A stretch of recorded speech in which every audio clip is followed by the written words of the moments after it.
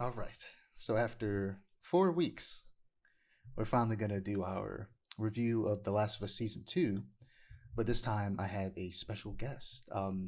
Returning, we have Christian, also known as Black Norma. You want to, I guess, introduce yourself again for the people who might not have seen the Sinners review? Yeah, my name is Christian. I make music under the name Black Norma. I'm a musician and screenwriter in the city, and I'm a teaching artist by day. So yeah, this is my second time on a cast, and it's cool to be welcome back to talk about a cool piece of television. Thanks for having me. Yeah, man, no problem. By the city, he's referring to Baltimore City, of course, just in Oh, of case. course, absolutely. Oh yeah, we got. Oh, I got him. Yeah, Baltimore for sure. So I want to start with just getting your thoughts on the first season of The Last of Us, without going through, everything, of course, because we got a lot to talk about today. But just, your Hmm. overall thoughts on season one. You can be as spoiler filled as you want when we're talking about season one. We'll have a spoiler free section of season two, and then we'll talk full spoilers. But with season one, you can go full spoiler. So, spoiler for season one. This episode is going to be mostly season two anyway, so we're definitely going to be spoiling season one once we get there. So, spoiler alert Right. for Last for season one for the entire episode. Also, Right. the first game right now, and we'll spoil the Yeah. second game as we get into the spoiler section of season two. But for now, just spoiler alert for season one and the very first game. So yeah, what were your thoughts on the first season of The Last of Us? Right. Bet. Yeah. For me, The Last of Us season one is one of those adaptations that's so good that it makes you wonder whether it was meant to be the original medium it was on. Like, that's what I thought about the OG. That's what I thought about Last of Us season one. It the source material fits so well within a television format that I couldn't help but think, is this better than the game? And that was overall my thoughts on the show. Oh yeah, that's for sure gonna Um, be a discussion that we have. oh, for sure, for sure. Yeah, it definitely Because feels like it might have been like, uh, you know, Neil Druckmann wanted to make a show, but he's working in the games industry, so he decided to make a game. right, exactly. Like I feel like Neil Druckmann is definitely similar in that Hideo Kojima way, I where was it's thinking like, the exact like, same thing. yeah, it's like in a alternate reality, Hideo Kojima is a film director, He's trying. and it's kind of like he's trying. He is for sure, and just ended up making video games. So I feel like Neil Druckmann is definitely in that same cloth because yeah, Last of Us season one is not just great television from a adaptation perspective, but it is good television. Like HBO has heavy hitters in regards to like prestige dramas and comedies, and The Last of Us fit perfectly in that slate. Yeah, it's just I wasn't expecting it to be as good as it was. I knew that it would adapt well because of the fact that there's so much meat there and it's a grounded story. But I didn't think about how not having to play as one character or two characters technically, not having to be stuck to a certain perspective, how that would just open all of the storytelling possibility Yeah, that's be- also a thing that I because have yeah. noted for later on. In fact, we might not even talk about this episode because that's something I noted for my the notes I took for episode four. But we'll see if we get to my Mhm. thought on like how the fact that the show is being told from multiple perspectives, where with both games you're stuck from the perspective of Joel or Ellie or other characters that you Yeah. play as. Absolutely. And especially in regards to episode four. I didn't finish episode four, but I saw the first few minutes and the way that they introduce a character in the first few minutes of that episode, that yeah, yeah, that we'll get there though. And but that was a great character introduction. But yeah, trying to think. Yeah, Yeah, so overall. Sorry, go ahead. I was just gonna say, yeah, I also really enjoyed season one, like you said.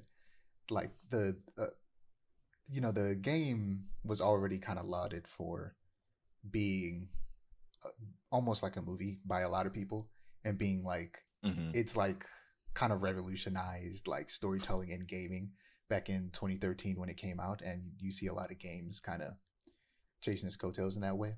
And I feel like Hmm. similarity between Neil Druckmann and Kojima is that they're both obsessed with like TV and film, and they bring Yeah. that into their video games. And Hmm. some of the best like storytellers in gaming in terms of telling the actual story um, versus gameplay are people who are like obsessed with movies. And that is a very cool parallel because I feel like there's always been an overlap there. Like with the Kojima example, with Snake being based on like Kurt Russell's character in the John Carpenter films, like Escape from New York, and like a lot of those films, Yeah, like Snake Plissken. it's yeah, Snake Plissken, yeah, um, yeah, that's a like perfect example of that. I mean Jeffrey Wright, which we'll definitely get to in episode 4. Jeffrey Wright being in the game, like just the casting of certain actors, especially for Hideo Kojima. But yeah, just the use of actors, the attention to like just act structure, character writing. There is a deep reverence for movies there, and you can tell Neil Druckmann was heavily inspired by just zombie stuff going back to like all the way back to like r- r- Night of the Living Dead, or even up to Kirkman with like the Walking Dead stuff. You could see that there is like some sort of a thread, even with like books like, of course, the believe the Road, like Cormac McCarthy. Like it was a lot of like dystopian literature that was inspiration for The Last of Us, and it came out in the game. Um, Yeah, but yeah, like I said, love season one. There was only one problem I had with season one, and it was with the finale. And I agree. it wasn't that I didn't like it. It was that I did not like the way that Joel saved Ellie in the show versus the game because it should have been different. Not the Mm, outcome, but how he did it. And I know it sounds weird, but hear me out. So I feel like the show okay, goes that's out all of good. its way to make it clear that Joel isn't the superhero that he is in the game, and that Oh, he at all. and that he Yeah. feels every year of his age. So I don't understand why they decided that he's suddenly able to take out a hospital full of armed and trained soldiers. Like I get that Mm, he's running on, the protective adrenaline of trying to save his newfound daughter, but he stands in the open and shoots recklessly, but somehow comes out completely unscathed. It didn't ooh, ruin the show or the finale for me, but it did take me out of the emotional impact of that moment because it goes against I feel like what the show has shown he's capable of.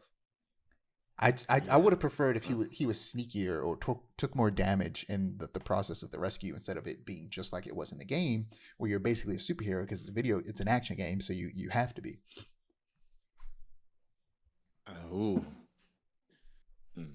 There's a lot of layers to that because I feel like I'm gonna just be blunt. I feel like there was a lot of narrative decisions made for the first season based on what the second game was going to be. I feel like it for it to work in the television complex, I feel like they made what Joel did so cold and detached and deplorable that it was unjustifiable.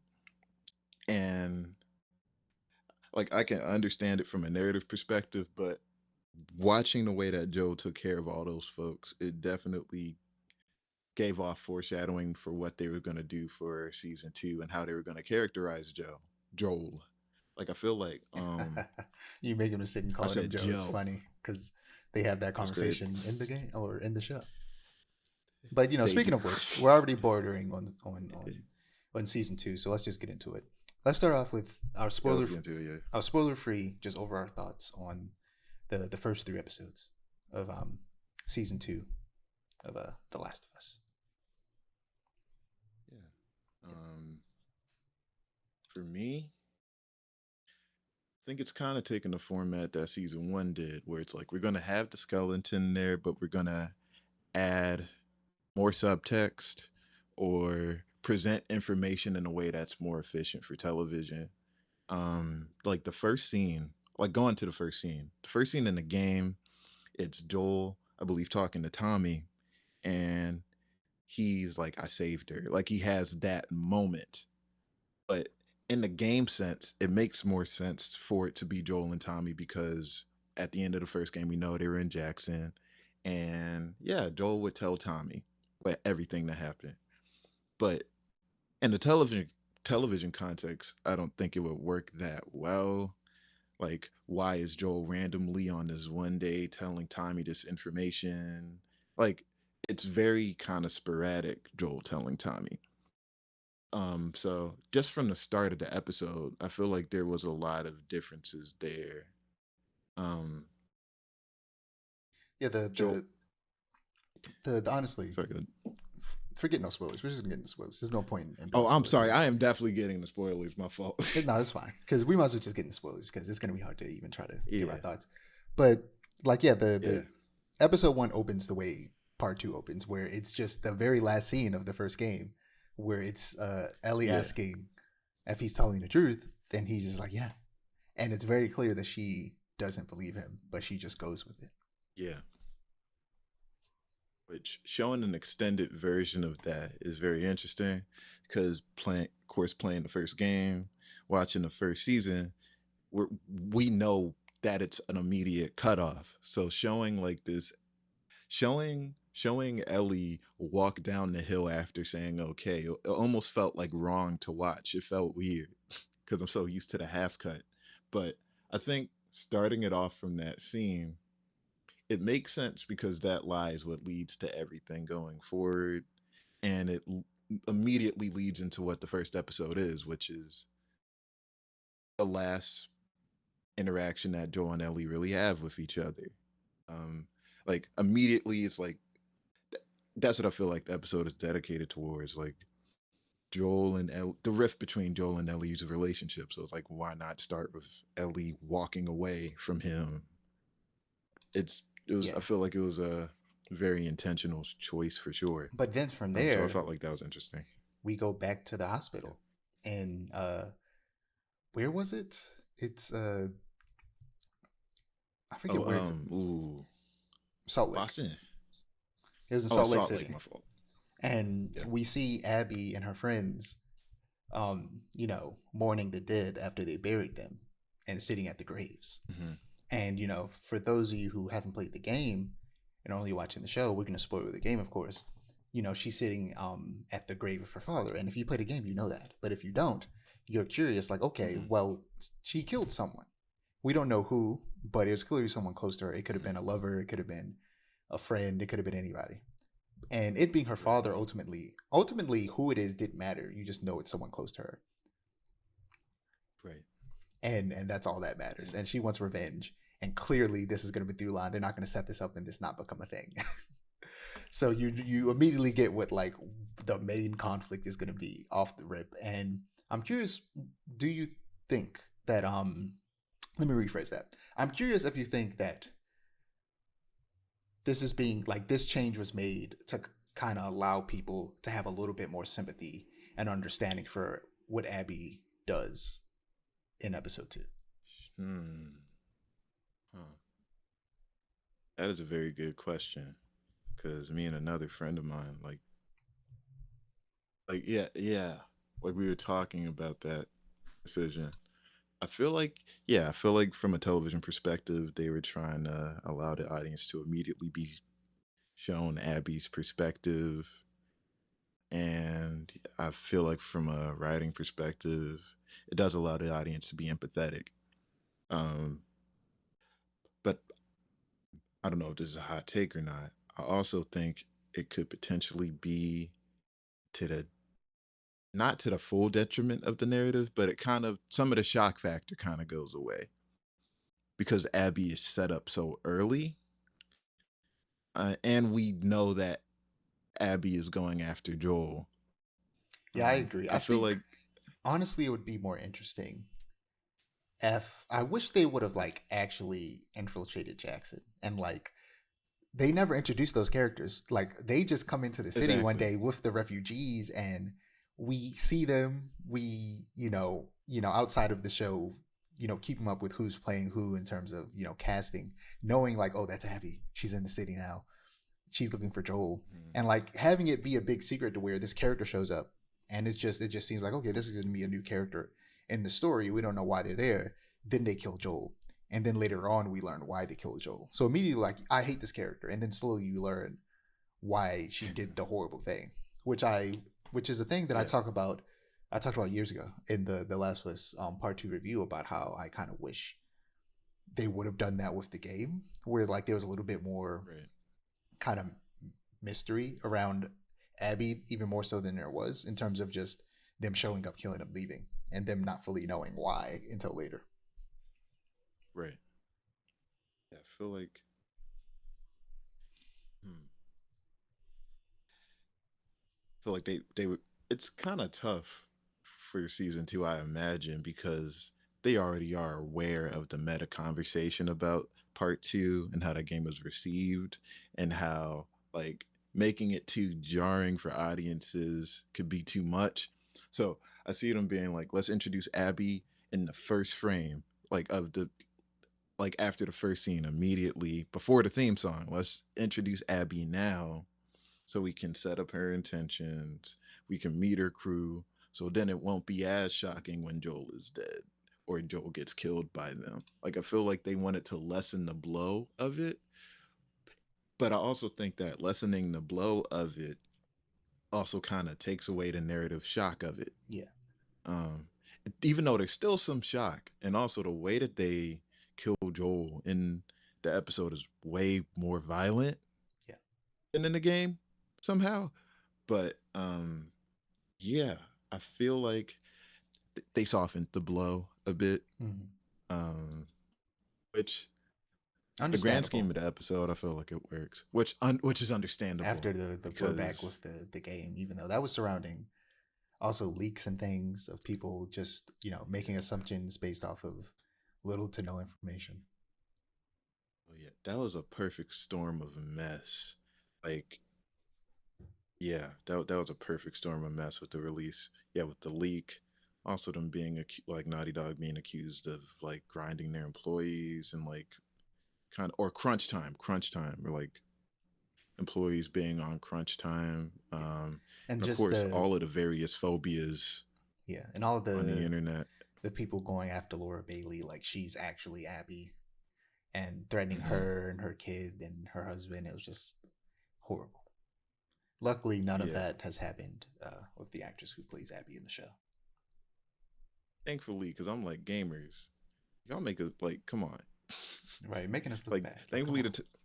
uh, exactly. Thankfully, television watchers have more couth. But yeah, like, Yeah, Caitlin Deaver is the it actress was, playing Abby. yeah, which I think is a cool. It's it's weird. I don't want to get into this too much, but the hypocrisy of people saying, "Why is Abby so jacked?"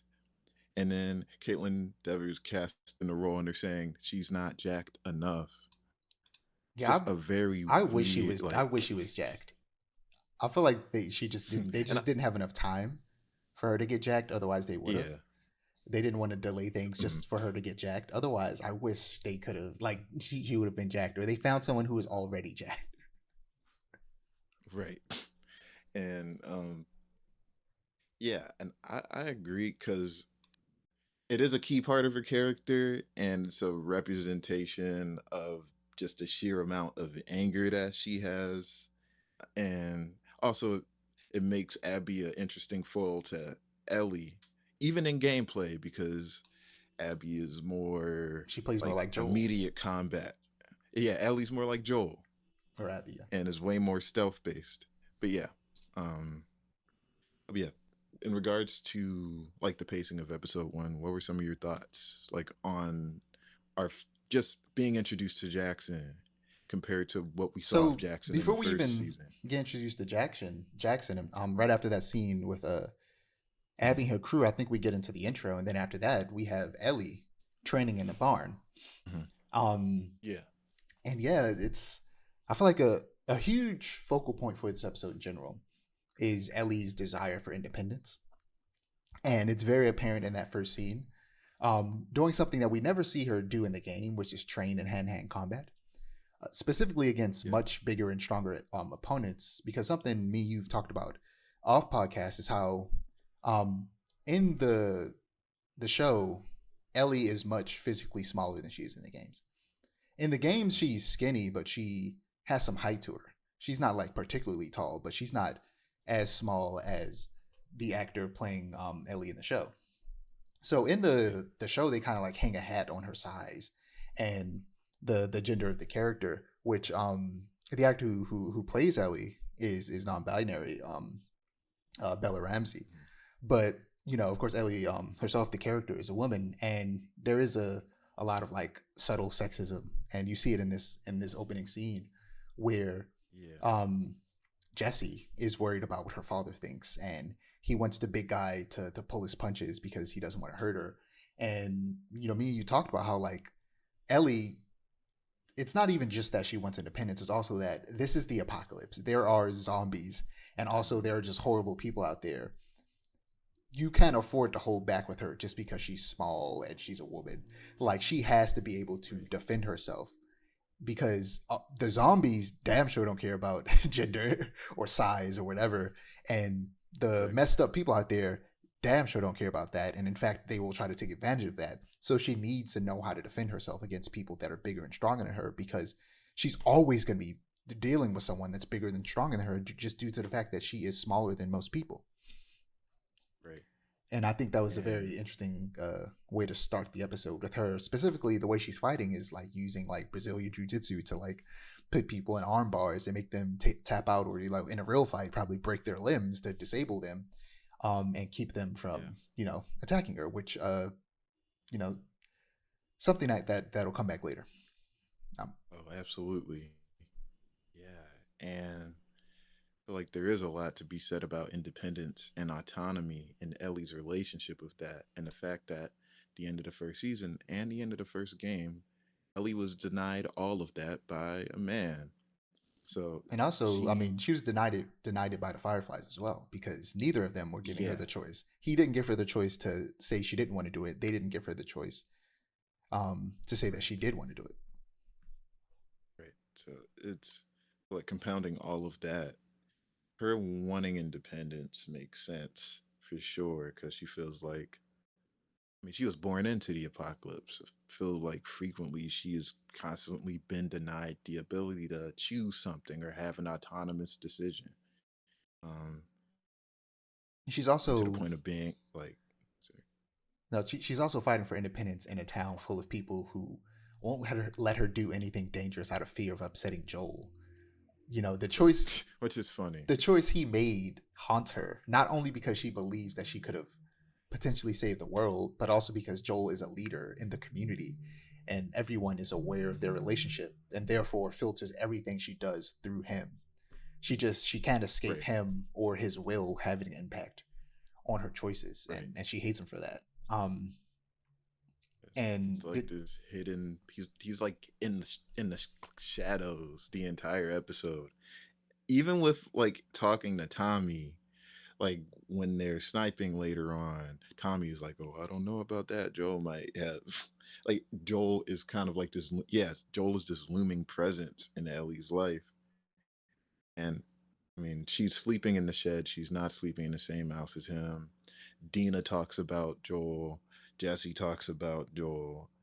Like even with not talking to him, she can't escape him at all. yeah, Um, but but like, even like no, what were you gonna say? yeah, touching on the combat aspect, it makes sense because she's, yeah, it's the apocalypse, and she wants to be able to defend herself. And again, it's like she's being denied of something Mm-hmm. by having someone pull their punches while fighting her. She's being denied of the ability to gain survival tactics or the ability to Exactly. properly defend herself. To So learn how it's to like, either take the punch or dodged the punch. Right. And at the end of the episode, Ellie gets denied again. Yeah. Because she has this great moment with Dina. She's on the dance floor. She's floating. She's on cloud nine. And then Seth ruins it. But you mentioned Jackson, and Yeah. going from the idea that Joel is a leader in this community. I want to get into Jackson because we see a lot more of Jackson in this show than we do in the game. And I guess that's where I could transition into a thought that I initially had starting with episode 4 about the difference between the show versus the game.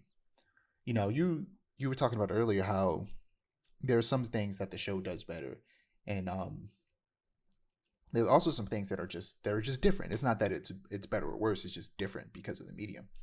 Uh-huh. Um, for example, in episode 1, like I said, um, we get to see more of Jackson than we do in the game. In the game, Jackson is probably like you're there for like 30 minutes and you leave.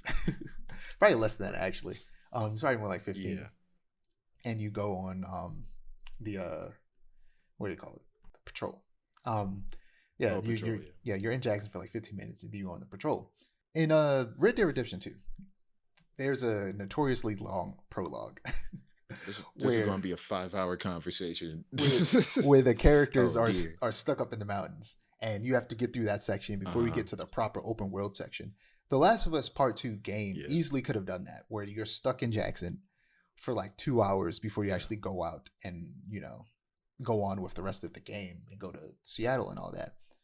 But they don't, because it's an action game and they want you to get to the action as quick as possible. They don't want to hold you hostage for too long before you get to the stuff that you actually want to do, because at the end of the day, it's a video game. It has a great story, one of the best stories in gaming, but it's still a video game. You got to play it. With Yeah. the show, Hmm. they can afford to take their time because people aren't rushing to get the gameplay. So we can spend more time in Jackson and learn about the community, and just have it be way more fleshed out than it is in the game. Like Jackson, I feel like because of the narrow perspective you view it from, which is just Ellie's perspective in the second game, it seems smaller than it is, but there's nothing to say that Yeah. Jackson in the game isn't just as big as it is in the show. Because looking at it, it probably is. Right. We just don't get to explore it as much. But yeah, Right. what do you just think about the Like, society of Jackson in general and how they've managed to build, almost build a regular town in the midst of the apocalypse? right. First, you made a like the point in regards to talking about the show, the fact that they don't have to deal with the burden of gameplay, and the fact that they like Bill and Frank's episode in season 1 wouldn't work in a gameplay context. It's more liberating to work in the context of TV because you can dive into random nooks and crannies. And I feel that way about Jackson. Um, Overall, the context of them actually having a city council and a courtroom that they meet in. Yeah, what are their protocols? Yeah, they have a wall, but if there's an attack, like what do they do in case of a siege? Um, all of these people are scarred and they're in the apocalypse and deal with various traumas. Are there mental health professionals? Do they seek therapy? I feel like overall there's just way more just deep. Jackson feels like a city. Like there's a lot of deeper world building because yeah, a lot of that wouldn't be compelling in a gameplay context They could have unless shoved you're it Rockstar. into documents, but most people wouldn't read it. Exactly. Yeah. Um yeah, Naughty Dog could have been Rockstar, but yeah, they decided to just kind of allow Jackson to be lean, which again makes sense in a gameplay context, but I think this show dives way more into everything in regards to how people even buy things, how bartering works. Meet each of the people that do patrols and their like you understand Jesse's role in Jackson more. Jesse's just kind of like a guy. He's Yeah, there and he serves a purpose for the town, but yeah, that's a Jesse is like, yeah, that's a discussion we he's a had character.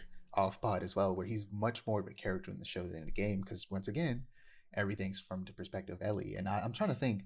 Even then, you don't see Jesse away from like outside of the perspective of Ellie, even in the show. But even then, Right. they still managed to make him more interesting than he is in the game. And so far, we've seen him about just as much as we did in the game, except for one section later on, just before the big moment, where he's with her in a scene where Dina is usually with her. Right. And yeah, in this, he's just way more fleshed out, and he's shown to be a pillar of the community. And Mhm. he's probably, it seems like, the youngest person to join the council. She said he's only a few years younger than her, making him probably like 21, 22, because she's 19. And in his early 20s, he's become a member of the council. I don't imagine anybody younger than him is on that council. So it Right. just goes to show how much more reliable and like I said, a pillar of the Jackson community that he is in the show, which makes him way more interesting. Right. And I feel like that goes for Jesse, and it also goes for Maria as well. Absolutely. Like you understand Maria's role in the town and just the importance of her being in that city council I position. mean, even Don't Tommy. want to jump it. Yeah, and even Tommy. Oh, definitely Tommy too.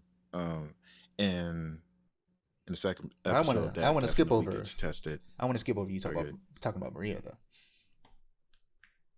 Oh, okay. You said, oh, absolutely. Yeah. In regards to like Maria's character, there's a very key moment when it was after they went on their first patrol, and Dina and Ellie went off the path. They went off the beaten path from everybody, and yeah, Ellie makes a point. Well, like if it was you and Joel, y'all would have won. And Tommy responds, "Well, that's different." And Maria's like, "What makes it different?" Exactly. Basically, She's the only like I feel person like that doesn't view Ellie through the like filter of Joel, exactly. because she is a I feel like woman, even in the especially yeah, a black woman in America, like understands that. right, exactly. Yeah, absolutely. And I feel like that is another layer to Maria's character that's added. Yeah, and she was Even thinking a about the first. prosecutor Sorry, good. before the apocalypse, Oh, and that's I another didn't added even layer peep of that like, detail. yeah, her understanding of just things like that, identity Yeah. politics. Mm. And even in the first interaction with Ellie in season one that she had, I feel like there was Maria kind of just like understood. Maria understood her. Um, but yeah, overall, you understand everybody's roles, and I feel like Joel is like everybody's fun uncle in town. Like Well, everybody's just cool with Joel. I don't They're think also kind of he's. scared of him. Yeah, I was gonna say, I think he's more like, he's that person who is like stern, but he cares for you. He's Exactly. something that they do in the show that we don't see in the game is we see Joel's experience as a foreman and a construction worker being translated to this Mm, post-apocalyptic community where he's essentially right. in charge of the construction of new homes and the repair of existing homes within this community. Right. Oh, and there's another key scene with Joel and Maria in regards to like that. I think the scene in the episode where like Joel's like Maria's talking about more people coming into the town, and Joel's like, we just do not have the materials for this. Like we can't just manifest buildings and manifest space for people. And Maria responds, "You were an immigrant too. Like you were a refugee as well." And I feel like kind of like for just kind of for Tommy as well, Maria is a grounding figure for a lot of people and grounded Joel in that conversation because Yeah. yeah, But even you then, you like, were a refugee there's too. a very specific line that he says that I feel like makes me go like, I see where she's coming from, but like in this specific situation, I feel like she's wrong, because he says we can't take care of others if we don't take care of ourselves first. If like we're bleeding out and dying, we Mm, can't help anybody else. And I agree with him from that right. point of view. It's like, yeah, she's right. We should help people, but like if we do end up doing too much that results in our community falling apart, we can't help anyone anymore. So we do have to Mm, draw a hard line somewhere so that this community exists to continue to help people. Otherwise, it's going to fall apart. And like he said, you so can't just make something out of nothing. You can't, like, these resources aren't going to come out of nowhere. So like I get where she's coming from, and I get the story they're trying to tell there, but at the same time, it's like he's not wrong. I know he isn't wrong, and I feel Neither of them like are that's technically the wrong.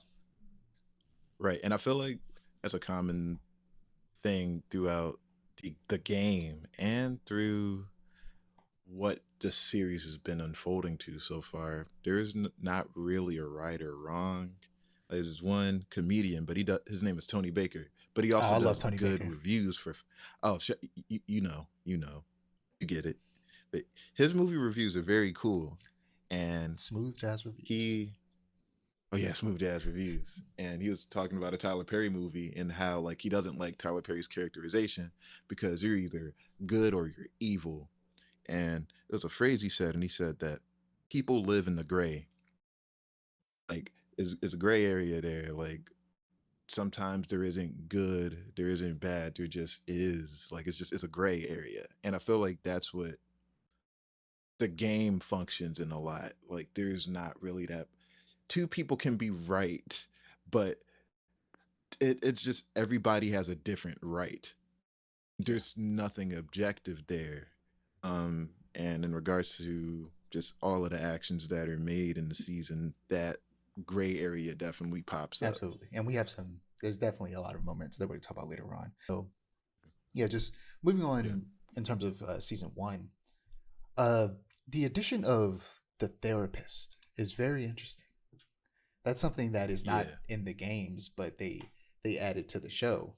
Um, Right. and earlier, which actually, damn, I'm realizing there are a couple other things we should talk about as well about like Dina, No, it's too with many. Dina Yeah, I was about leading to say Dina. Dina's relationship with Right, Joel go in ahead. this is she's much closer to Joel, Yeah. which leads on which You read my mind. Yeah. leads into some decisions he makes later making a lot more sense than they did in the game. And in the scene where we're introduced to Dina and see Joel for the first time in season two, um, she figures out that he's in therapy because he uses a very specific line that is kind of like therapy speak, and he immediately kind of gets defensive and is like, "Don't tell anybody," because you got to remember I mean that's still a bit of a mindset today, but especially in this Yeah. world where the world went to shit in 2003 versus in the games it went to shit in 2013. This went to hell 10 years earlier than that, so he very much still has that old school mindset, and he's in his 60s at this point in the show, of like therapy isn't something you should be proud to be going to versus today. It's much more normalized to be going to therapy, so he kind of is just like, don't tell anybody I'm going to therapy, that it's none of their Right. business. um Yeah. Yeah. That was a very key difference that I noted. Like the fact that Joel and Dina have a relationship, that was a very interesting layer. And it also was interesting that like again, Joel being like the mentor old man figure that he is, he kind of takes Dina under his wing and is an interesting it's like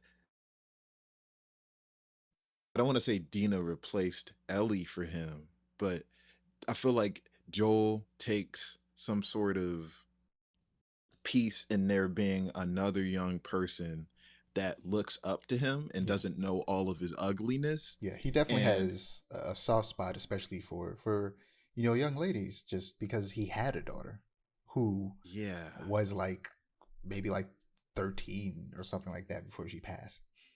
So right. he had a teenage daughter. hmm And he can, he just, he can't help but be a girl dad. Like it's in Yeah, his blood. He can't help but do it. absolutely, And yeah, he's for sure. doing that with Dina in a way. And getting And into the therapy scene, um, mhm, we do hear him say, he says specifically, like, it's almost like she's my daughter when talking about Dina. mhm, Because yeah, and later on we hear how she watches movies with him. She watches his favorite movies with him, the Curtis and Viper action movies, which I can only imagine mhm, is like a 80s action joint like Lethal Weapon or something like that. And yeah, yeah, it's very interesting. Like you said, he can't help but to be a girl dad, but also the character of the therapist in general is like I said, an interesting inclusion. And I need to look up the name of the character real quick. oh Gail. Yeah, Gail. Gail's name of the character.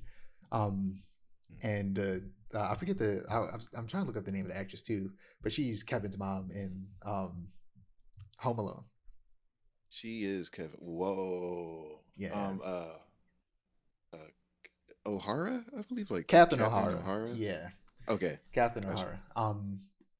And she's incredible in this scene and in the other scene we've gotten with her, and I can only imagine we're going to see her a little bit more, especially I think towards maybe not the end of this season, but the end of this story arc that's encapsulating the entirety of part two, but also before some certain other characters end up also leaving Jackson. We're probably going to see some more of her, and she's directly connected to another character that we hear about in the games that is also dead in the game by the time we start playing, and is also dead in the show Yeah. by the time we get to this point. Is Eugene, who in the game Hmm. we learn about Eugene when Dina and Ellie go to uh like an abandoned like market and in one of the like Yeah. surrounding towns, and they find his grow farm where he grows weed. And in the game, uh Gail's husband, Eugene is Gail's husband, and Joel killed her or killed him, which is very interesting. And presumably, he probably got bit, and Right. Joel had no choice, but she resents him for it. And I like how she there, like her brand of therapy in the post-apocalypse of like being more Right. honest than you would be allowed to Yeah. be in today's Like, come society, or on now, even dog. Just like, back then in like 2013, where or I guess it was 20 years later, so it's 2027 in this game because it's 5 years after 2023. um but like yeah, yeah. it's even in like Yeah. 2003 a therapist would be able to act the way she does, drinking, accepting, like you said, they live in, they use a barter system, they don't have money, so she takes weed and Right. alcohol as payment, and she just is Right. much more kind of like heavy handed with her therapizing than a therapist Right. would be like in real life, but also with someone like Joel that is necessary because he's lying to her. Mm.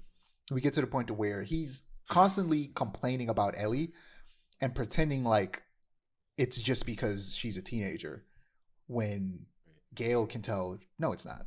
You did something and you're not telling me what it is that you did that made her hate you. And when Yeah. she kind of like pushes on that after kind of like trying to coax him into telling the truth by admitting how she feels about him for killing Eugene, her husband, he gets this like look in the eye, the same look he had in his eyes when he went to go save Ellie, and he gets up and says, "I saved her," and he just walks away. What are your thoughts on that whole scene? Hmm. One, I feel like the characterization of Gail, because it's like you can't. It's hard to say it's not the end of the world to someone when it is. So I feel like that pragmatism in regards to how Gail talks to Joel, I thought that that was a cool aspect of the scene because Joel, kind of like Ellie, as we find later on, they're stubborn. They are very stubborn, and they will talk about other people or immediately kind of just resign to anger or frustration. And Gail has to be that way with him because it's almost like that's the only way he'll respond. And yeah, in regards to that, just scene and how Gail's like, okay, I was honest with you. I need you to be honest with me. I hold resentment for you for what you did. Now it's your turn. And Joel still can't come to terms and say it because he's still fighting it. He he still feels like he did the right thing. And he's coming to terms with the fact that because he did the right thing in his head, his relationship with Ellie will never be the same as it was again. And I feel like he's in that bind of like he feels like he did the right thing, but everything around him is telling him that it was wrong. But he feels like he was right because again, he's stubborn. Yeah, um, but also, I don't feel like again that's a tough layer of it because I mean Craig Mason, Neil Druckmann, they always say that the show's about love, which is understandable. Like Last of Us is a show about love and a game about love and what love will do to people and what people can turn into. And yet Joel is love made Joel did what he did. And he can't grapple with the fact that his act of love is what pushed Ellie away from him. And he as as a parental figure, as a person that like is protecting this person, he feels like he did the right thing, but again, it's kind of like an immovable object. Yeah. And Joel, just like Ellie, they're two they're similar magnets. They keep on pushing apart from each other. They can't have that conversation because they're both cut from that same cloth.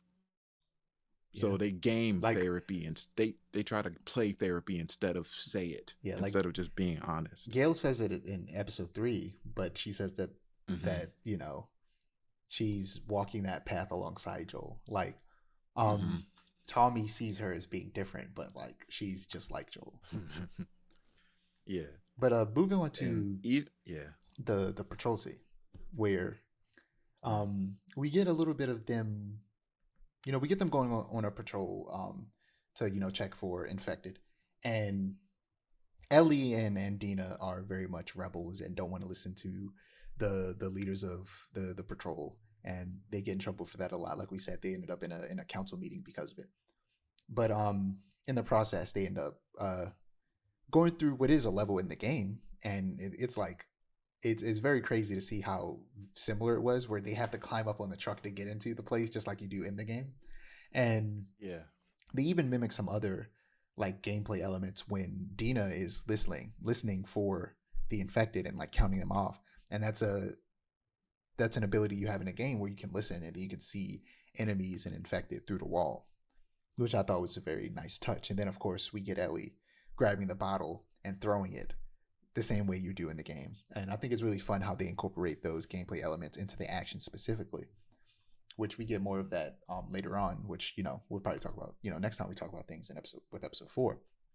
And yeah, I think this is a great scene of just showcasing, just having some fun with actual elements from the game in terms of the gameplay part that can't easily be replicated for a TV show. Um, Right.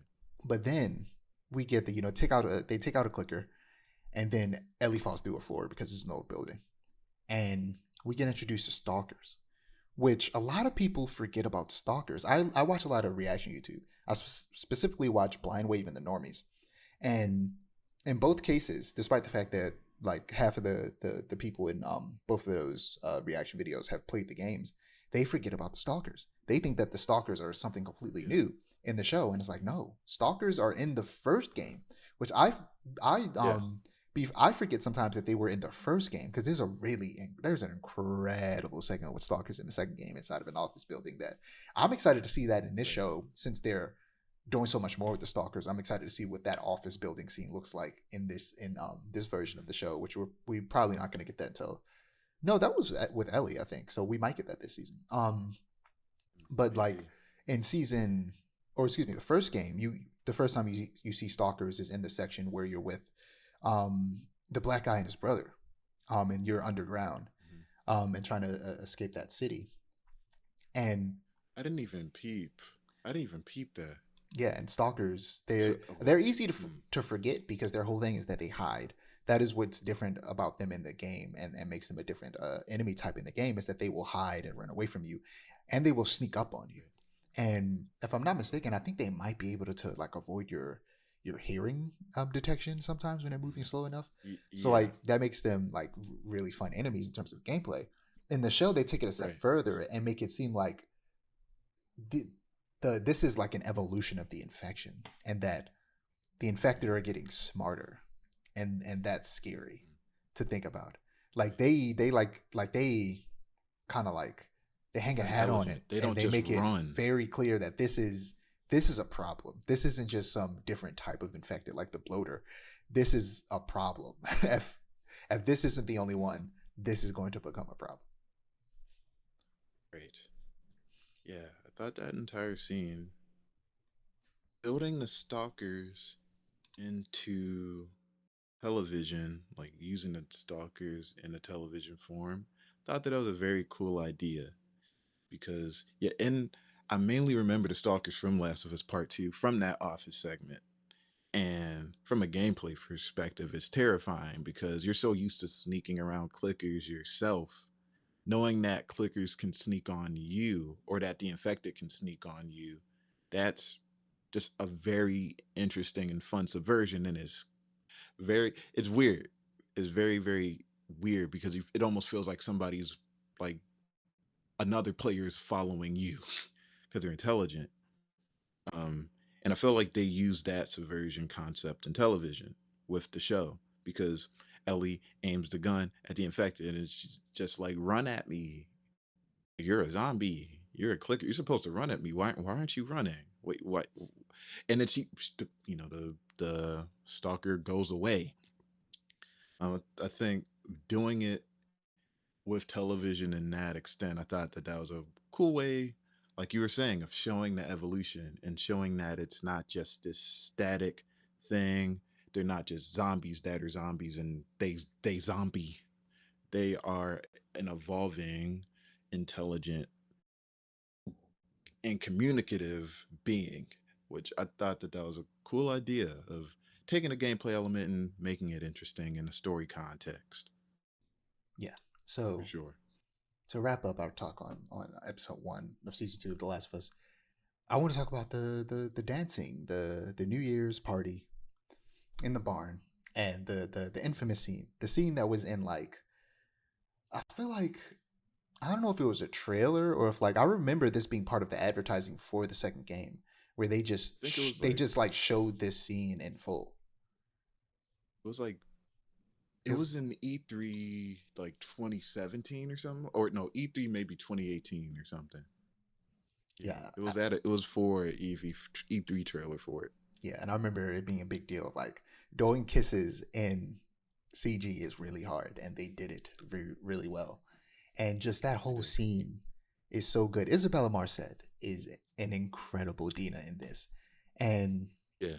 like everything in the show, we get to know Dina so much more, and that Mhm. instantly makes her way more likable. Like, she's very, like, Dina is an incredible character in the game, and Yeah. with being able to spend more time with her in the show, she becomes even better and even more likable than she already was, which she was an extremely likable character. She was easily one of the best parts of the game. Mhm. Um, and yeah, she takes in a way the role that Ellie had in the first game, where you're not playing as Joel, now you're playing as Ellie, and the character that's alongside you most of the time is Dina. So Right. she has to be likable, she has to be interesting. You have to want to have her around, and they Right. do a good job in this show of like setting her up as a very important character in Ellie's life, but also setting up why she would want to go with Ellie on the journey that she does, because she also has a connection to Joel. And just, Right. again, going back to that scene and focusing on that, it was like it was shot for shot exactly how it was in the game. Oh Like, yeah, basically this was one of those things where they were like, line for line. this isn't something we can change. This has to be Mhm. exactly how it was done in the game, because in the game it was already done perfectly and there was no better way to do it. This is the way you had to do it. Right. Mhm. Every single line, Yeah. even like, Even the because framing like, yeah, to the the framing, music, like, everything. from the moment they enter the scene, the framing is the same, where you see behind Ellie, Jesse walks up, the shot Mhm. where they're showing them talking to each other is like the exact same shot. And like, just everything about Yeah. that scene was shot for shot, word for word, bar for bar. It was the exact same Yeah. as it was in the game, and it was incredible. It was just as good. Right. Because it is a pivotal scene in such an important set piece. And Yeah, it sets up a yeah, lot. visually in the game, yeah, it sets up a lot of just character dynamics, a lot of just everything that the first episode is building up in regards to just Joel and Ellie. It sets up a lot of stuff. And kind of like one of the inciting incidents. But Yeah, we yeah, get, of course, overall. the relationship with Dina and Ellie blossoming. Um, and then we Mhm. get, you know, kind of seeing more of Seth.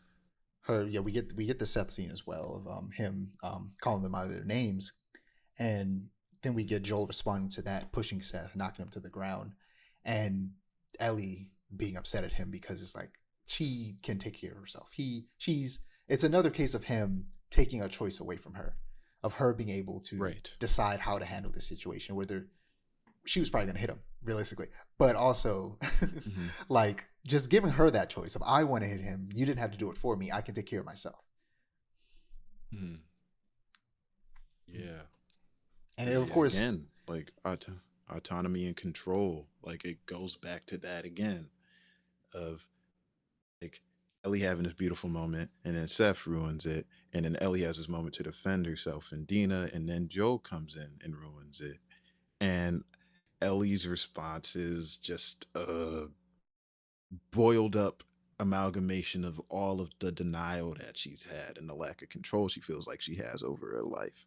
So yeah, I feel like changing anything about that scene as it was in the game, it is kind of like why change it, because yeah, the framing, the, the the costume, everything was the same, and it should be because there are parts in the Last of Us games where there are things that are just already they're universal no matter which medium you put it in, and I feel like that scene is an example of one of them.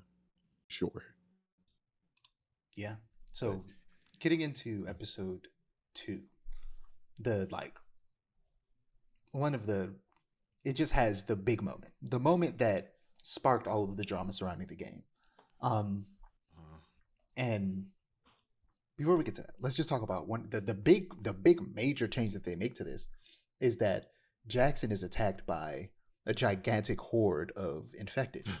Where the yeah, horde exists in the game, and the horde chases Abby, and as a result, Joel has to save Abby, and then Abby and in the game it was Tommy, not Dina, end up going back with yep, Abby to the lodge, um, to seek shelter. But after that, they're just gone.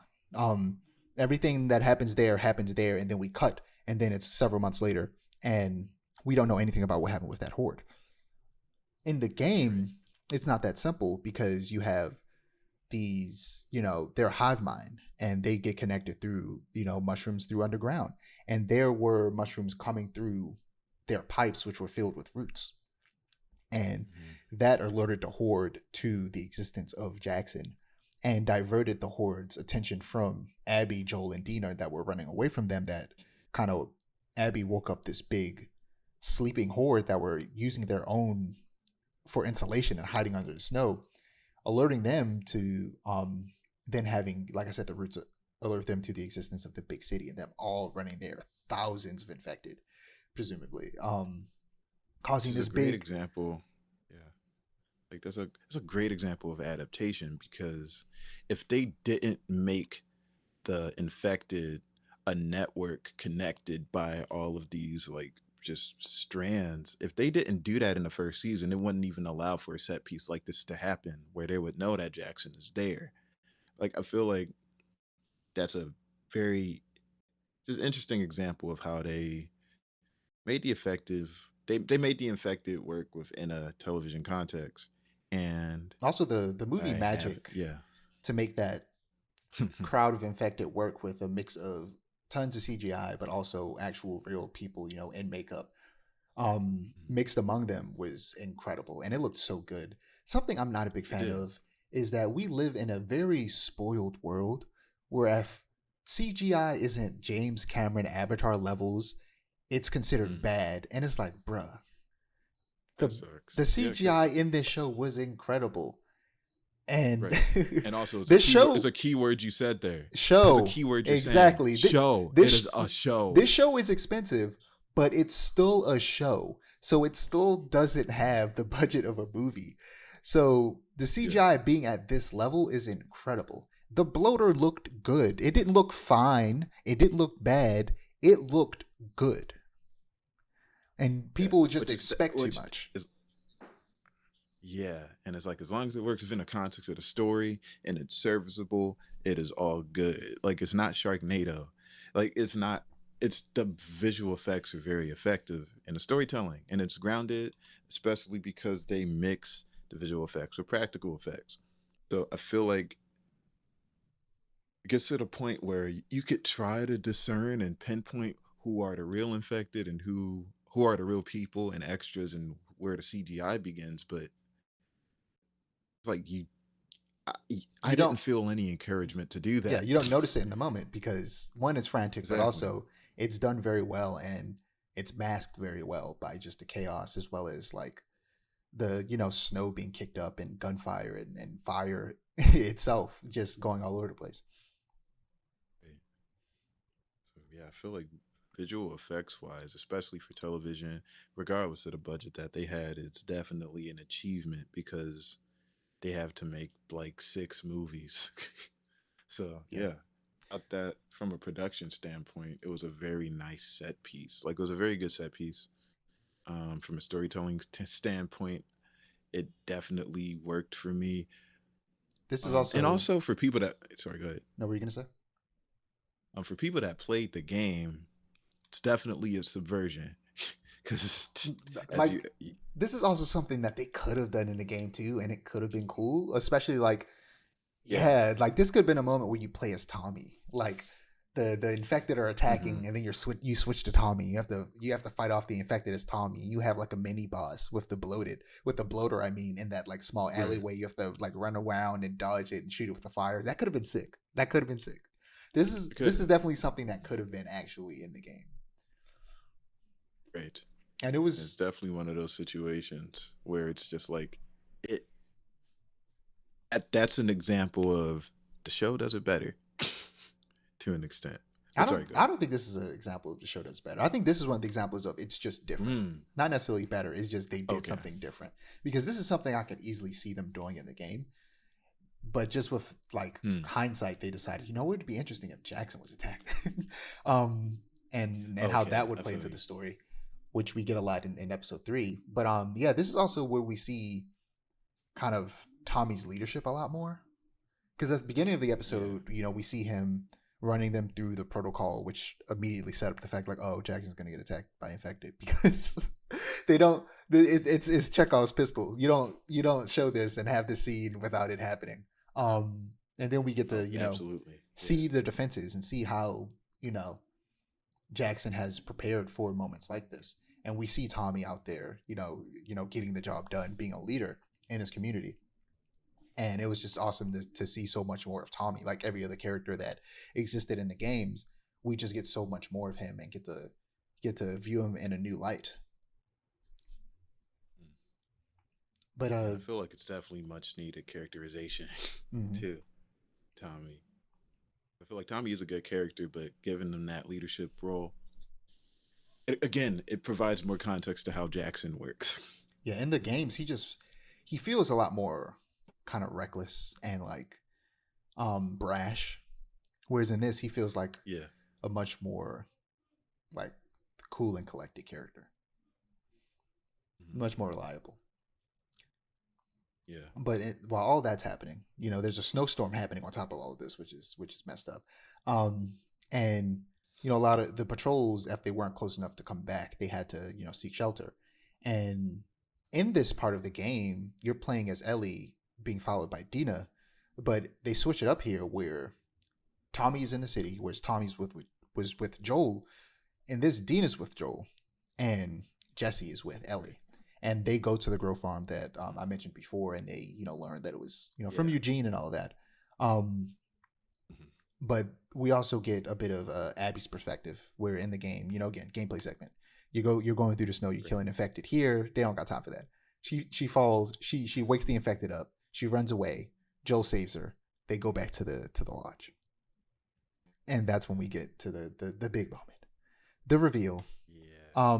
What I love about this is that a complaint, one of the major complaints that people had about this scene in the game is that they feel like Joel gave up his name too easy, and it Yeah. it Oh, still it you still you beat me made to it. You beat it's me to it. it still Yeah. made sense in context of the game. The problem was Same. that in the game you had to think about it too long for it to make sense, even though it still made sense.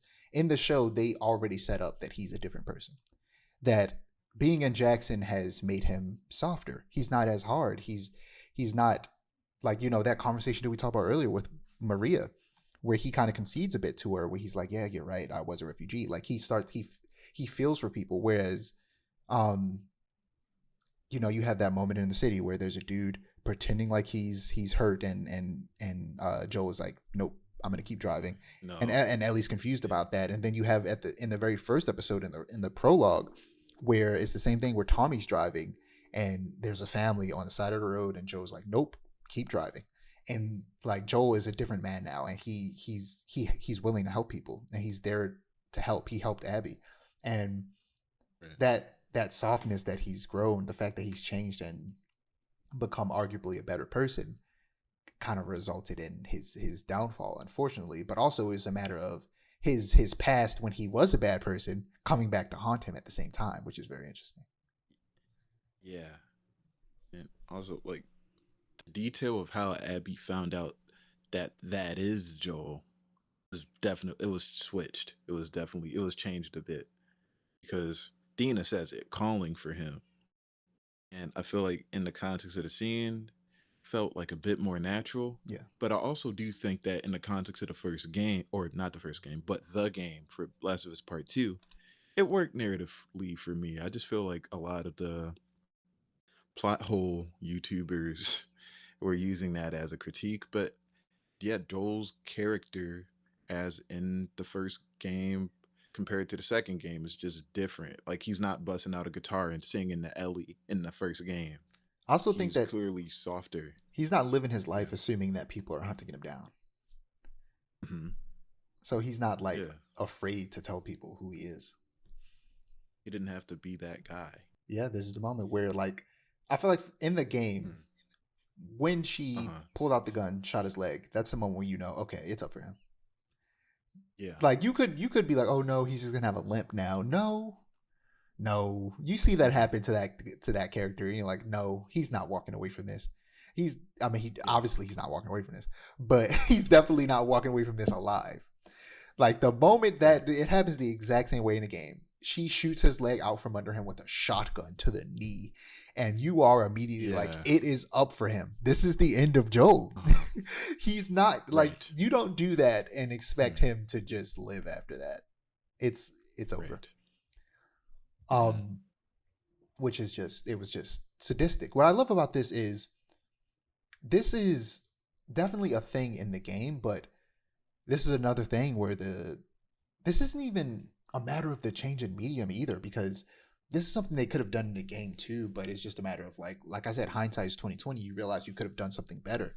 And something that they do better is while Abby is torturing Joel, you see the horror on her friends' faces as they're like, bruh, Yeah. we're here to kill him, not torture him. What are you doing?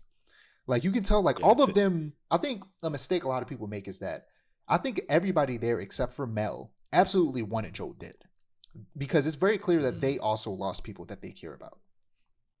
Right. They weren't there to torture him. They wanted No. him to They just die, wanted but to get the job done. they didn't necessarily want him to suffer or to have to go through torturing him or watch somebody torture him. That's not what they wanted. But they definitely wanted him dead, Right. which I think is a lot of mistakes some That people make, is that is that a people like that they didn't want him dead. No, they wanted him dead. They just not like that. yeah, like that was a very key characterization difference I noticed. Like they were kind of scared of Abby and who she turned into while interrogating him after shooting him. Like a lot of the camera shots of their reactions was it kind of they I don't want to say they kind of felt bad to an extent. But yeah, like you're saying, it's like this wasn't our mission. This is extra. Like, why are we tourniqueting him? Why are we doing that? It was very clear that it wasn't everyone's intention to handle Joel the way that she did, and I feel like that offers a lot of characterization for Abby, where it's not just about killing him; it's about like making him feel as much pain and as much hurt as possible. You know, like one of the lines that Craig Mason didn't change, like, you stupid old man, you don't get to rush this. Like, I feel like that's a That's another one of those things where it's he just like, that's perfect. You don't need to change that. yeah, yeah, like at all. And yeah, Joel has killed a lot of people, swiftly and disgustingly. And based on the way they phrased it in the finale and the way that they showed it in the finale of him killing all of those people, Joel executed all of those people swiftly with like a military like demeanor. Mm-hmm. So she's like, you don't get to kill, like, I'm not gonna kill you the way you killed my dad, basically. Yeah. Like that was the overall energy that she was giving off in that scene. Um, yeah. Shotgun to the leg. It was somehow more brutal in the show than the game. Yeah. But yeah, this is Okay. this is where we see Joel die. And you mentioned earlier how it was like it was worse than it was in the game, because in the game they don't show it because technically like it could have been more graphic in the game because he gets his head smashed in. But Yeah. here, but they, because his face is basically ruined, they don't show it because they were like, okay, that would be a bit much. This game is already very dark, depressing, and violent. You don't need to see your hero's face smashed up. That's a bit much. um, Exactly. Yeah. Whereas in They show this, Ellie's immediate reaction yeah, to it. in this they show him getting stabbed in the neck and show the moment where he Yeah. dies. Like we see it, we see it Yeah. happen. And that just makes it hurt so much more. I feel like I didn't get that pain of watching him die until I watched the normies react to it, which was the second time I was watching somebody react to that scene. Like the first time I was like, dang, this is messed up and sad, but I already experienced it twice in the game because I played through that section twice already. Um, Right. and it wasn't until that third watch with the normies I was like, you know what, that is messed up. Like that was the like, it didn't happen the first time it happened. I didn't cringe, but that moment I was like, ooh, I had to close my eyes. I was like, oh, that's painful. It actually hit me at that moment. It took me watching it multiple times for it to hit me. Yeah. Like it makes you wince. Yeah. Like the violence, because of the fact that they don't show it in the game, like they allude to it and like you hear the sound of it happening and then you just see Ellie's response and Joel's head is out of focus. Showing the violence right there and making it apparent, it it made it gruesome in a way. It made what Abby did even more deplorable. And it just it, I playing after playing the game, of course, like being someone that played the game, I was like, oh, they didn't have to go that hard. What he do to make them niggas that mad? Like we know what he did to make them that mad, but it's like sheesh. Yeah. Like it was I just wasn't expecting it to be that gruesome But yeah, like of at course all. it hurts for a lot of people when people hate Abby, but it's like two wrongs don't make it right. But also like more like I think like morality is so different in this world. Like it's hard to judge this Uh, world by today's morality. So it's like arguably you could argue that her getting revenge isn't a bad thing in this world. It's right, it's how she did it that's a problem, and that she should have just killed him and left, and that she didn't need to do all that extra stuff. And if right, she did just kill him and leave, ultimately she wouldn't have her and her group wouldn't have even gotten discovered by Ellie. Granted, I guess what is it? Dina heard everything, so I guess it would have been too late at that point because Dina heard all their names and where they're from, or saw the patch and knew where they were from. So I guess maybe she was still new, but they could have had even more of a hit start. But like yeah, right. Joel, he wasn't a good person, It and wasn't. like we spend so much time with him and see him, you know, do relatively good things, in the pursuit of taking Abby to the Firefly or taking Ellie to the Fireflies, and then afterwards, kind of like raising Ellie and Jackson. But behind the scenes, he does a lot of messed up stuff that we don't see. That there's probably Right. more people out there who wanted to kill him that just didn't have the time or resources to spend 5 years preparing. Like that's part of the reason why you know Abby being so jacked in a game is so important, is because she was skinny 5 years ago. She's not anymore. She put the work in to get big so that when she met him, she would be strong enough to take him down no matter what. Ending the episode with Through the Valley by Sean James, but the cover of it by Ashley Johnson, who's the voice actor for Ellie in the games, and she plays Ellie's mother in the first season of the show, was genius. Her version, that was a good placement. Yeah, her version of the song was used in the very first cinematic teaser for part 2. And I remember listening to the original, the Sean James version, on repeat afterwards, after I watched that trailer. It was just over and over again. And after this episode, I was listening to Sean James, the original song as well. But like I said, when I was first watching it, him dying didn't really hit me.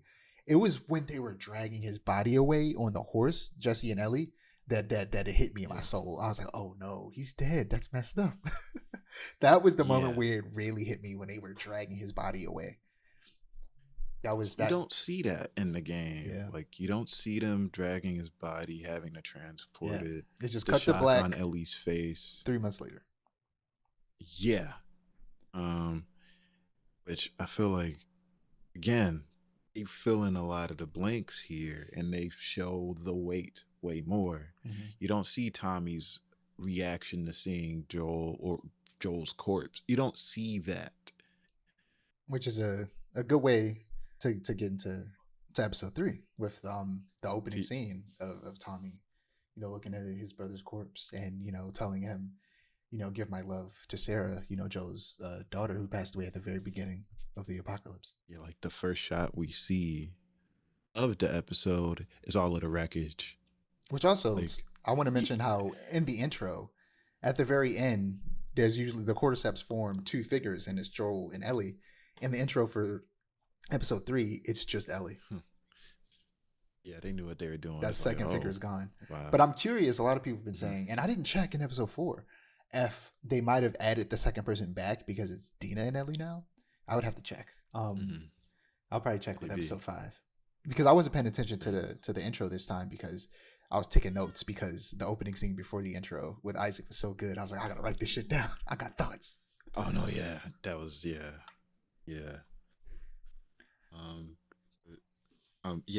The first shot being just the wreckage, and then we see the emotional wreckage. Like, we see all of those like clickers just lying on the ground, burnt up, and then we see Tommy immediately just processing, like, that's my brother, that's his watch, this is what they did to him.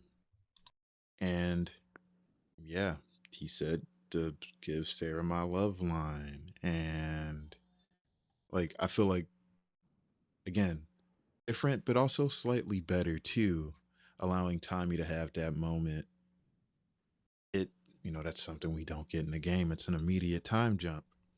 Yeah, Even this the is scene in the definitely- hospital with Ellie. Yeah, this is definitely one of those moments, like I said, expanding on scenes in a way that you can't do in the game, because you got to keep people actually playing the game, is something that a show does better than a game, because it depends on the game, of course, and the type of game. But The Last of Us, at the end of the day, it's an action game. It's a survival horror stealth action game, so they can't linger on certain things for too long, despite how much they want to tell the story. Arguably, they could pull a Kojima and have 30-minute cutscenes, but they don't want to do that because they still want to make a good game at the end of the day. Not that 30-minute cutscenes are bad. Metal Gear Solid 4 is my favorite Metal Gear Solid game, and it has the record for the longest cutscene of all time. What is the longest cutscene? It's like 30-something minutes. It is an episode of television. Goodness gracious. It's a really good cutscene. Yeah, got you. Yeah, we see the wreckage, the cleanup, and we see that like people got bit, and they admit it, like, I got bit, and the dude hands another person a gun, and he has to get shot, and he understands the situation that this has to happen, and it's sad, it's real messed up. Yeah. But then we go to the 3 months later, and we get to something a scene. Oh, and also we see Ellie in the hospital too. You're right. We see her wake up. Yeah, and just immediately we see the trauma. Yeah. We see that memory replaying in her head, and we know it's replaying over and over again. And Yeah, 3 months. And I almost skipped over the scene of Uh, her getting out of the hospital before we got to um, her going to the house. Like yeah, and then Gail visits to before she can leave, she has to talk yeah. to a therapist, and Yes. she does Which the is very like obvious faking that she's okay, and Gail kind of plays along with her because she knows that she does what keeping her like in the hospital isn't gonna sorry, help go her ahead. get better. So she kind of just Right. gives her a clean bill of health and lets her leave. But yeah, go ahead. She does what Joel did. Yeah. Like she does exactly what Joel's did. Like in my notes, it's just like she is lying. She is lying to this therapist. She's gaming therapy and saying all of the right things just so she can leave. And Gail knows it. Mm. And Um, I don't and we remember. find and we, yeah, I don't remember if it was Gail she was talking to when she said this, or or Dina or Tommy or somebody. But like she's asked whether or not like the last time she talked to Joel was the last thing she said to Joel was when she yelled at him at the party, and she said yeah, that was the last thing. Which lied. again, we're spoiling the game, so spoiler for the game that we know So that's a lie, yeah, but that's something that we don't learn. Which obviously this scene just doesn't exist in the game because Gale doesn't exist in the game, but we know right. like later, like literally at the very end of the game is when we get the flashback. I think it's like literally before Ellie decides she's not going to kill um Abby, that like we get the flashback of her actually reconciling with Joel the day before everything goes down. Mm-hmm. Right. Literally the day before he dies is the moment that they started to reconnect. And we're gonna get that Mm. flashback And eventually of that lie because this is like this is showing that she's a liar. So we know that that's also a lie. I definitely want to get into the scene when she's going throughout Joel's house, which in the context of the game, it's a mission, and we're just walking around and we're looking at all of the old photos. It's a photo of Joel and Sarah like at a soccer game and stuff, and you see the fact that it's a lived-in space and that Joel's been in This there is one and of that those Ellie's been in cases there. where I think for me the game does it better because the Hmm. show does it well. Don't get me wrong, the show definitely does it good, but the game Uh, does it better for me because you get to take your time and grieve at the pace you need to. Whereas the show right, the show has to be a show. It has to keep going on. We can't stay here forever. With the game, you can stay there as long as you want. There are so many small random details that you just can't get in the show because you can explore this set in real life. So right, you, in the game, you can explore things. You can pick things up. You can look at things. You can look at the smaller details that you can't necessarily have the character physically interact with, but you yourself can just walk up to and try to zoom in on. And like I said, you could take right, your time to grieve and learn about this space where Joel and Ellie lived in together for a long time. And yeah, for me that is one of the very specific places where the game does it better simply due to the fact that the medium allows you to explore that area and take your time with it right. more than the show can. And yeah, I feel like they definitely made it leaner for plot purposes. And I feel like again, pros and cons between gaming and television. It's like you get more time to do certain things, but the interactivity of games allows you to spend time in a space longer. And it's like that interesting tug of war between the two. And I feel like from the perspective of the show, at the end of the scene when like Ellie's smelling Joel's clothes and just like touching the sleeves, she starts crying.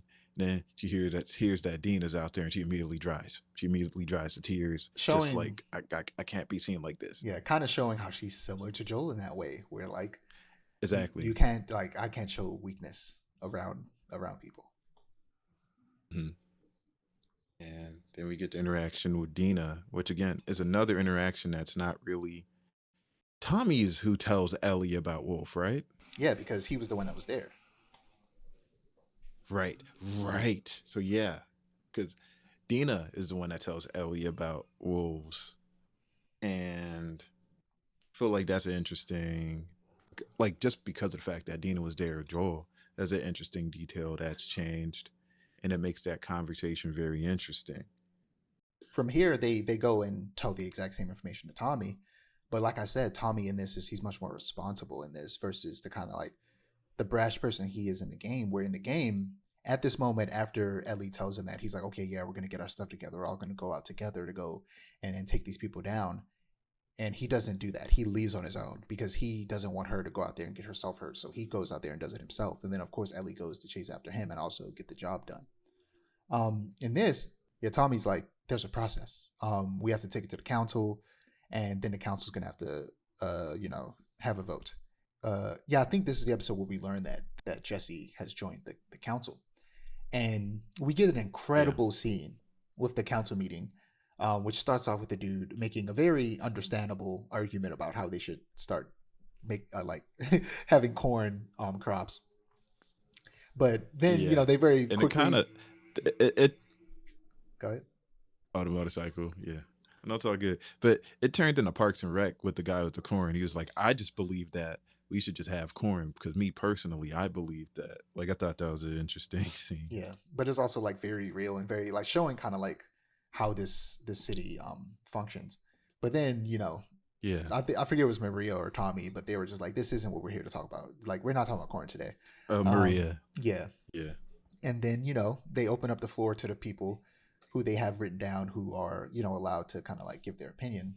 And we see three people talk at the council meeting, and the first one is an older woman who talks about how everybody's lost a lot because of the attack on Jackson by the infected. And this is where we kind of see how that addition to the story adds a lot, because to specifically Ellie and Dina trying to leave because there was such a big tragedy that happened where a lot of people lost family members.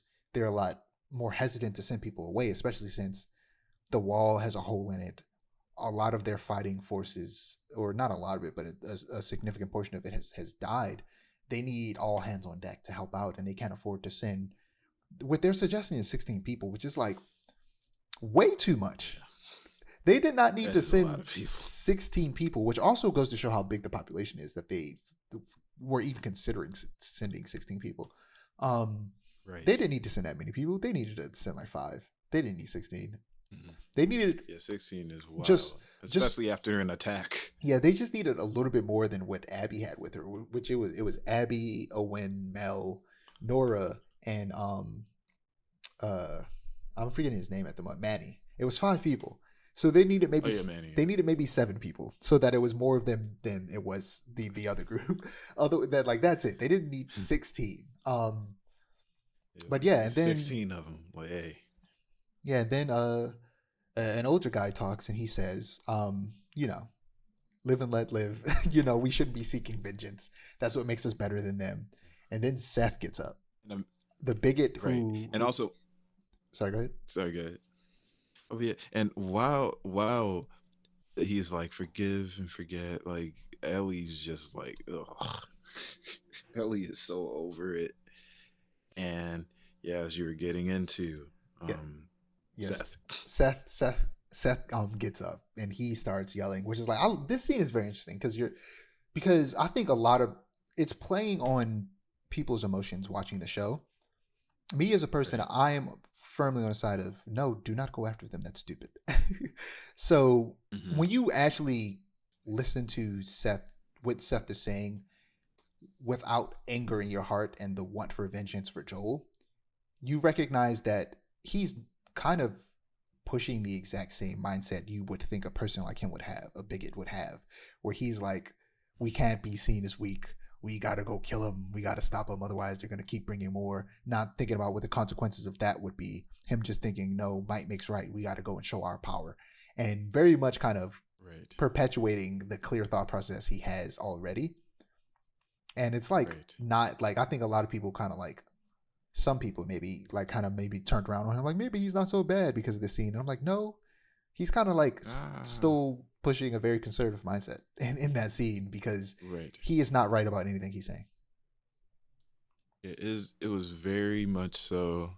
I mean, the season is going to be political in some ways in regards to the way that we talk about justice, retribution, what's right, and the law. Like the fact that it's an actual city council meeting, they're talking about upholding some sort of moral code, which goes back to episode 2 when Abby says there's some things that are just plain wrong. Like what you did is wrong.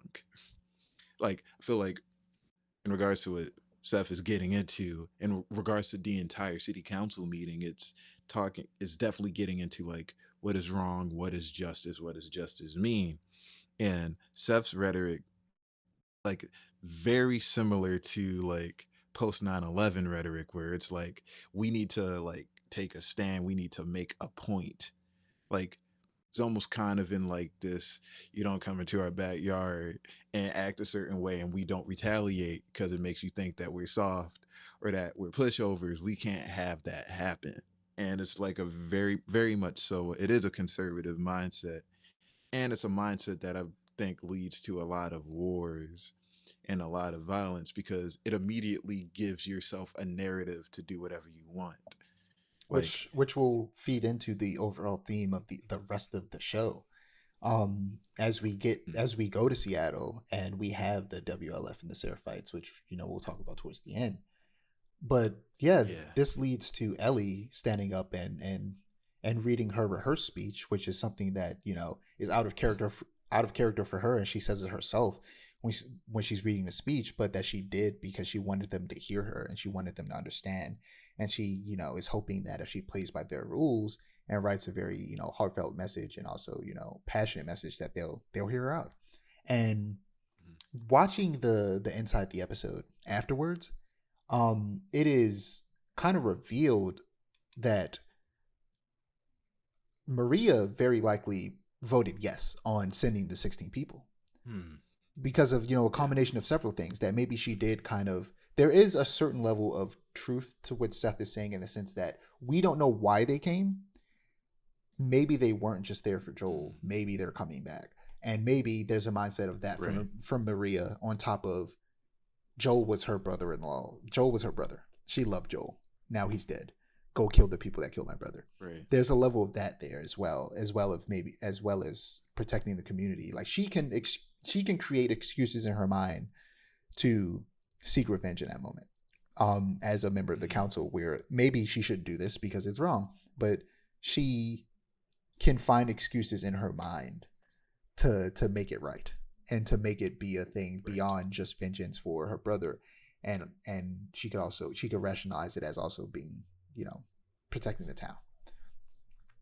right, And since it was three, the assumption was probably that it was her, Tommy, and Jesse, because yeah, those would probably be the only people that would vote for it, because those are the people that mm, would be on her side, on Ellie's side right, specifically. But yeah, that leads to towards the end, because only half the episode is spent in the town. um right, they decide, well, Ellie decides to leave, but she very poorly plans it out, which of course I watch other people talk about and review the show, and sometimes they remember things that I don't remember.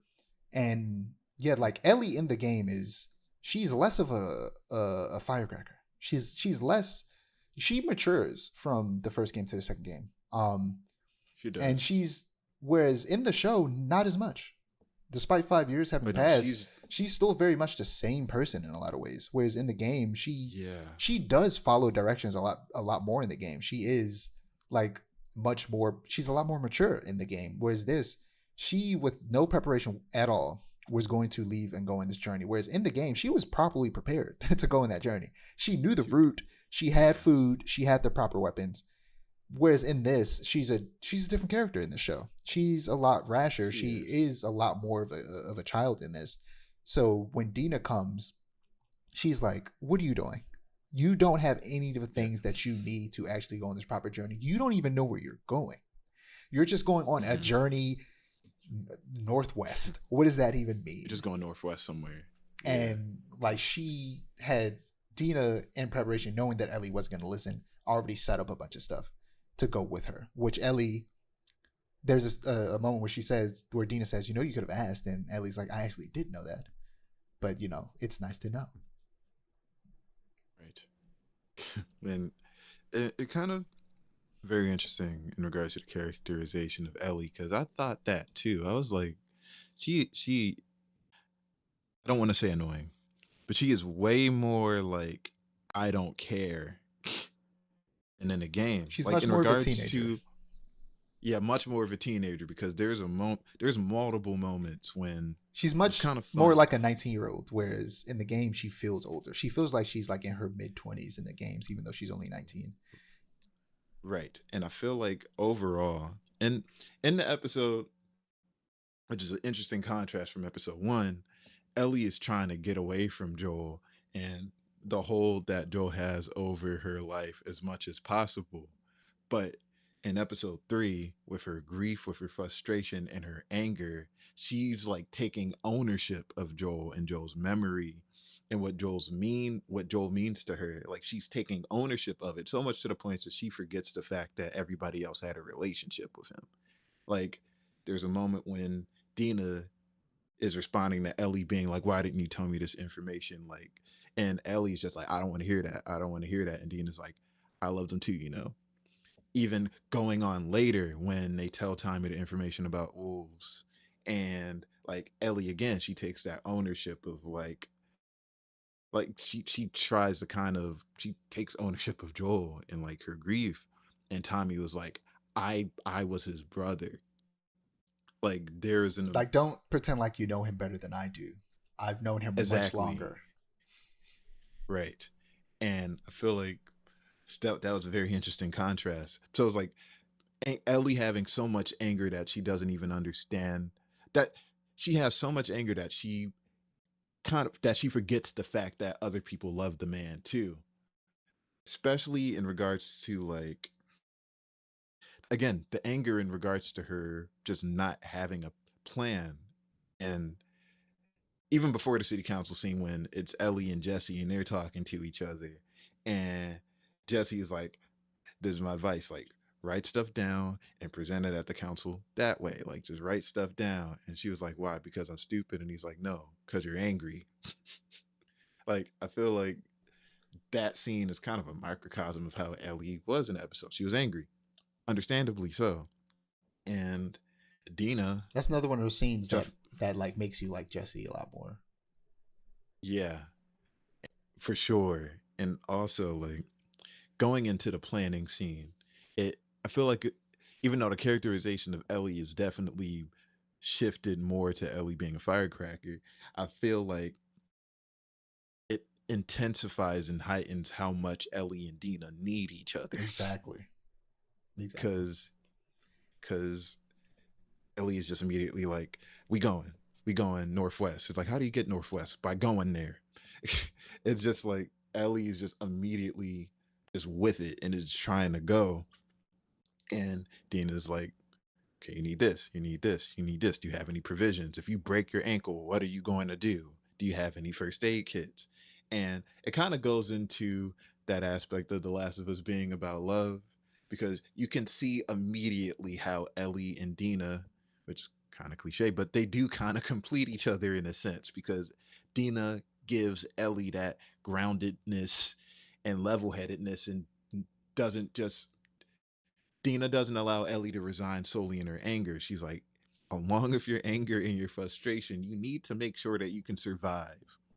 Yeah, whereas And I thought, in the game, from a practicality standpoint, in terms of like all of the things that Dina provides, um, Ellie in terms of preparation, because mhm, Ellie is prepared in the game, Dina feels in a lot of ways, Dina feels like dead weight in the game. Not because of like gameplay yeah, stuff and UI, because UI in The Last of Us is like some of the best NPC UI in any game ever. But absolutely. more so, she feels like dead weight in terms of like she's there for more moral support mostly. She's not there as much for the actual like technical support that she provides in the show.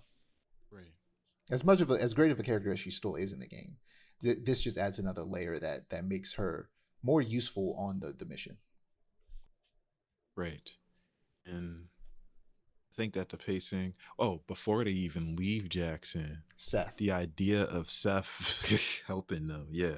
I want to the hear your thoughts on that. yeah, the attempted redemption of Seth, you know, the old homophobe is interesting.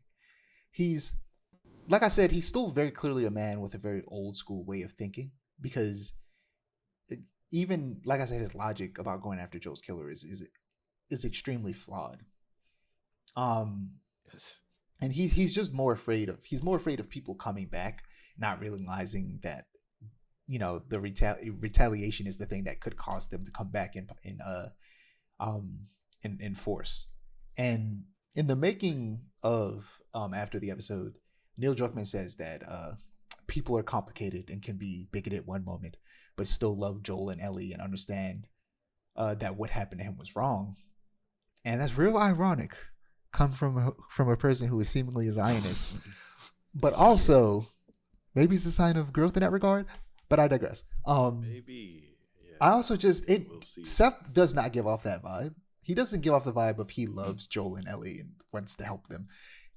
Like I said, it feels more selfish on his part, but also there is a moment of like he does genuinely regret what he said, and he Yeah, recognizes it was wrong, and like all jokes about Neil Druckmann making fun of him aside, like I do agree. It's like I don't think Seth is a bad person. He did say a really stupid thing, but I don't think he fully yeah, meant it, and I think he recognizes that it was wrong, and that he's just yeah, an old man who made a really stupid decision using a word that in his day was just thrown around regularly. Um, right. like how we used to use that slur a lot when we were children. I can only assume maybe you did. I don't know, but that was a regular thing in Mm. a lot of neighborhoods in Baltimore amongst little black kids. The F Yeah, slur that was regular. and the R word too. Oh yeah, R word and F slur were real regular. I don't know how old you are, but Yeah. I'm 24. So like Mm. I definitely like even though I'm young to a I lot of had some people. I had some uncles. Like I had a lot of uncles uh that would say that. Yeah. Like I said, it's just I think he's just an old man made mistakes. So I don't hate Seth or anything, but like there's still a certain level of selfishness to what he's doing. But also he is trying to make For up for sure. it. And Ellie, you see Yeah. Ellie kind of like she doesn't want to forgive him. She really does not Uh, want to forgive him. Like when he was forced to apologize to her in the episode before, she was real. She really wasn't trying to hear that because it was the day after it oh, at happened. all. Um, and then in this moment, Even after they traded she even after they traded the rifle, she didn't he even was want to like, trade it. "Oh, like it's like yeah." And he was like, "Oh, I got injured in friendly fire." And she's like, "Are you sure it was friendly?" And like Like it was it's yeah. understandable completely. Like Yeah, it is I don't really understandable. want to forgive him, but at the same time, I'm like, yeah, it's the apocalypse. We can't hate each other forever because we got to work together. Right. We So just I'm gotta hope people can interested. change. So I am interested in characterization with Seth, and are they gonna go deeper into Seth?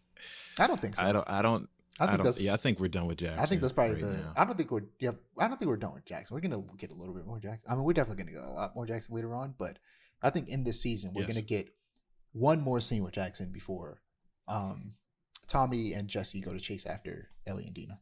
But after that, after they leave from after Seth leave like lets them leave and stuff or leads them out, The rest we of the get episode, like the last like 15 minutes, is their journey to Seattle, where the episode ends with them at Seattle. But there's a lot of stuff that happens in between that. which yeah. We didn't even touch on the Seraphites. Yeah, we see them traveling, which was a aspect of the game that was like a critique that folks had, and I understood somewhat, like the fact that they're just in Seattle. They leave from Jackson and they're just there because, of course, it's games. We wanna craft weapons and It also Molotovs. would not have been You know fun to to travel across the country. Like that exactly, was the but point of the first game, but that is not the point of this game. yeah, like we saw we and that was again television can slow down a bit. So it was cool that we were able to like see them camping, see them, excuse me, like see them traverse a lot of just the Midwestern locales and just that was cool. Yeah, Um, for sure. also seeing just conversations in regards to like them processing the dance and the kiss and everything and that Yeah, dialogue. Um, Dina like a moment, like a real moment of just like intimacy in regards to Dina being like, has Jesse, is he just sad deep down or is it me? Like that's a moment of self reflection in regards to Dina that again we just don't get in the game. Yeah, Even though Dean is a good character in the game, we don't get that type of characterization yeah, in I'm the game. curious if we'll learn more about Jesse in that regard. Like, why does she feel like he's a sad person? Mm-hmm. Yeah, Like, I which can only there's a imagine lot that there. there yet something had to have happened to him to put him in a situation where she would say that he's just a sad person. Because I don't think it's her. It has to be something else. Right. And the Seraphites. Like I feel like I don't know what it is with the show, but they did the same thing with Long Long Time, where it starts off with like a flashback, and then it like is like we see all of these people like getting onto this truck, and then we see the payoff of what happened to those people on the truck, and it's just like, oh my gosh. I feel like they, even though it wasn't a flashback, they did a similar thing with the Seraphites here, where it's like we see them talking, we see a father and probably their child, and then again another father and a daughter, which there's a lot of fathers and daughters in this show. Yeah. Like I feel like there's a key common thread with like male figures and just male figures parenting women or parenting young women. And I feel I feel like that is a foil frequent, or not a foil, but I feel like it's a motif throughout the show. Yeah. To what extent I don't know, but it's definitely common. But sorry. Yeah. But we also have, we're getting, I think they're doing a very similar thing that they did with Abby. They're showing the Seraphites early on to garner more sympathy for that group and kind of like better set up where that storyline goes, which it seems like it's going to go the exact same way it did in the games, where it's both sides are bad to an extent. Um, and very, fence sitting in Yeah. regards to the real life Israel versus Palestine conflict that it mimics, which is, Yeah. unfortunate. I wish that wasn't the case. I wish they took a stand, but Right. Hollywood people don't want to take a stand and get blacklisted. Right. And I feel like I am interested in how to I'm interested in how the Seraphites are gonna get characterized. Cause yeah, yeah, I'm interested in how that's gonna pop up in the show. Yeah, Cause having that conversation with you out off the podcast of like Zionism creeping into the like subtext of the narrative is like it's hard to ignore to an extent. yeah, No, to a major extent, it's hard to ignore. and in to an extent in the story, it is the problem with how they do it. The story is like the story does very much show that WLF, uh, IDF, the Yeah, it's parallel like it's there, yeah. and it shows the WLF as they are bad people. They have become as bad as Fedra, but um, Mm-hmm. they also make it seem like the Seraphites are, well, in the game, the Seraphites just straight up are as bad, which in real life, the Palestinians are not anywhere At near all. as bad as Israel. And that's where the problem comes into play, is that it's trying to make it seem Yeah, like it's like it's an equal problem on both sides in terms of the level of violence and the power dynamic. And it's like, no, it's not. yeah, No, it is not. yeah. And I feel like in regards to like yeah, like in regards to the macro political level conversations that The Last of Us tries to have, it kind of that is the one thing where it kind of it fails a bit because that whole scene in the second game, again spoilers for the second game all over this thing, but when Abby talks to Lev and it's just like you're my people, like it doesn't matter, and it's like oh, it's someone from the wolves and a Seraphite bonding together, love conquers all. But in situations like this in regards to the Israeli Palestinian genocide, like in regards to that, it's hard for there to be a fence sitting take on it or be like at the end of the day love wins, and it's like well at the end of the day imperialism is winning in real time. Like in regards to those macro political conversations, The Last of Us does fall in its face in those cases. So, in regards to how they're going to handle the political implications of that, Yeah, I'm yeah, I always like to leave the door open for just potentially Neil Druckmann not being, as bad as he seems. Um, Yeah, I hope. Because I we're all hope. just making assumptions based off of he's posted some weird things. It's Yeah. he said some strange things in interviews. It's hard not to make the assumption. In this case for me, it's guilty till proven otherwise because uh he hasn't Right. done much to do to prove otherwise. And of course, Right. this game isn't made just by him. I imagine there are plenty of non-Zionist people making this game who are taking inspiration from the conflict. Is